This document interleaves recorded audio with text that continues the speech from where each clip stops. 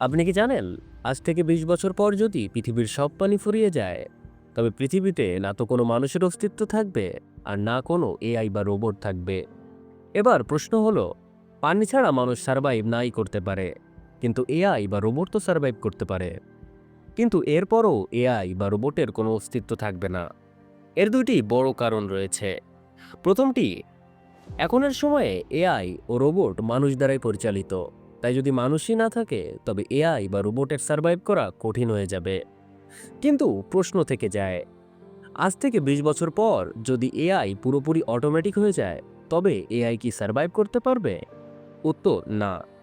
কারণ কিছু রিসার্চ থেকে এটা নিশ্চিত হয়েছে যে এআই শুধু ইন্টারনেটের উপর নির্ভরশীল নয়, এর জন্য পানির বিশাল গুরুত্ব রয়েছে।